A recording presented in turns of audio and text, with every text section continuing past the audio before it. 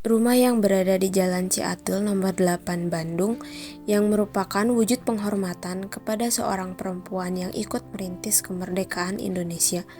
Rumah ini menjadi saksi perjuangan Soekarno untuk mencapai kemerdekaan Republik Indonesia sebelum Soekarno dan Inggit Garnasih dibuang ke Ende Flores.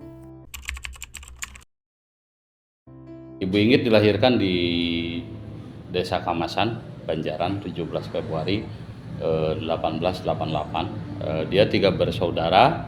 Yang satu kakak pertama laki-laki, Nata namanya. Lalu yang kedua Mutarsi, ibunda daripada Ratna Juami. Yang ketiga adalah Garnasih. Keluarga sering memanggil Siringgit karena mungkin sering mendapatkan uang ya. Semenjak itulah Garnasih sering dipanggil Siringgit, tetapi karena kurang elok akhirnya keluarga mempercantik dengan nama Inggit. Dan semenjak itu nama Inggit melekat di dalam dirinya sampai di akhir hayatnya. Ketika Soekarno datang ke Bandung, berniat ingin meneruskan sekolah tinggi di Bandung, yaitu kalau dulu namanya di THS, kalau sekarang mungkin namanya ITB. Soekarno pun indekos di rumah Inggit Garnasih yang ada di daerah Kebonjati, bukan rumah ini. Dan karena pertemuan itulah yang membuat Soekarno dengan Inggit sering bertemu, sering bercengkrama, ya karena kalau Sanusi orangnya sibuk, dia seorang pengusaha. Pada satu waktu ada obrolan yang begitu insen tentang masa rumah tangganya. Padahal pada waktu itu Soekarno pun sudah dinikahkan dengan Putri Cokroaminoto, namanya Ibu Tari, tetapi pernikahan mereka itu pernikahan gantung karena Soekarno dan Utari itu harus melanjutkan sekolah dulu. Dia curhat kepada Inggit dengan bahasa, bagaimana ke depannya? Aku punya seorang istri yang masih kekanak-kanakan, sedangkan aku sudah memikirkan tentang bangsa ini. Ketika aku melihat ke belakang, ternyata istriku masih bermain congklak atau kekanak-kanakan.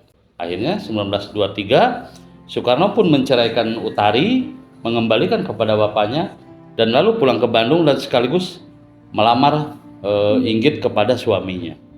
Dengan pertimbangan segala hal, akhirnya 1923 Soekarno dan Inggit menikah, lalu keluar dari rumah kosannya karena itu bukan rumah Inggit, dalam arti itu rumah Haji Sanusi. Akhirnya Inggit dan Soekarno ngontrak rumah yang pada akhirnya 1926 membeli rumah ini. Dan di rumah ini mereka berdua menempati rumah ini sampai dengan 1934. Dan di rumah ini banyak sejarah yang terjadi.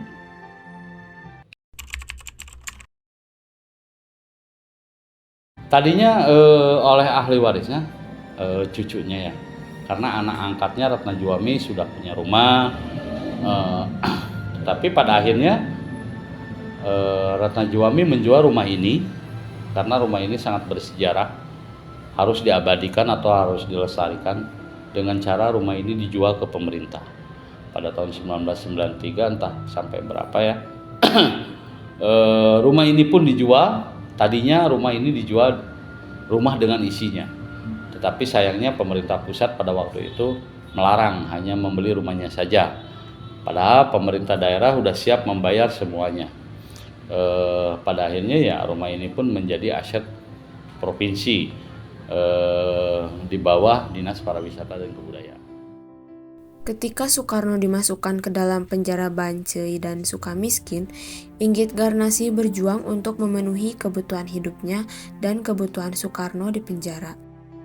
Inggit Garnasih menyusup ke penjara, berjualan jamu, dan memboyong ibu serta anak angkat ke Ende. Semua demi Soekarno. Jangan membabi buta saat mengagumi Soekarno. Lihatlah dia di tahun 20-an, 30-an, dan 40-an. Tahun-tahun paling menentukan itu ditopang dengan sempurna oleh perempuan bernama Inggit Garnasih.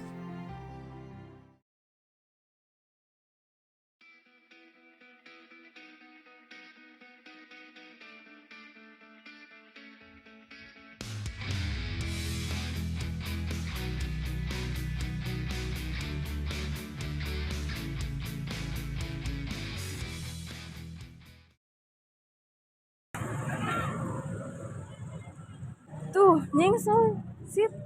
Eh, eh, eh, eh.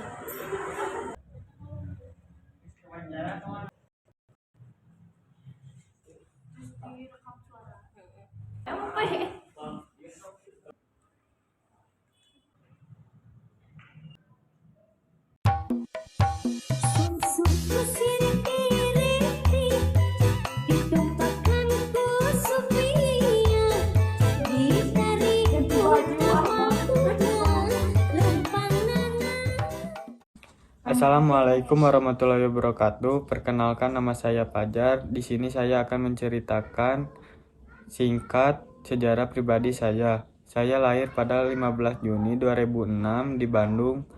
Saya tinggal di sebuah desa yang berada di Kabupaten Bandung, tempatnya di Kampung Bangsoreang, Desa Mangunjaya.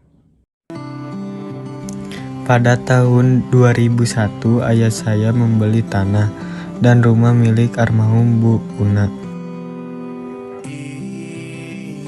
Lalu pada sekitar tahun 2005, ayah dan ibu saya merenovasi rumahnya hingga kurang lebih menjadi seperti ini. Di dalam rumah ini ada 7 ruangan. Di sini ada ruang tamu, dan ini ada ruang TV atau ruang keluarga.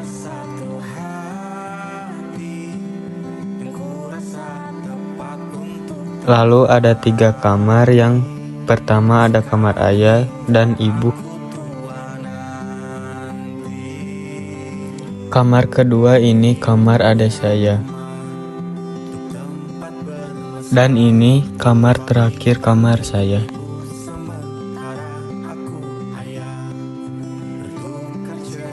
Di sini juga ada dapur dan kamar mandi.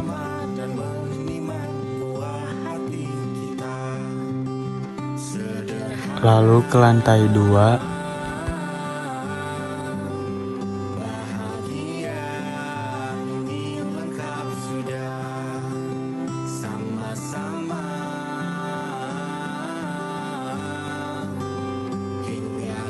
Di sini ada tempat menjemur baju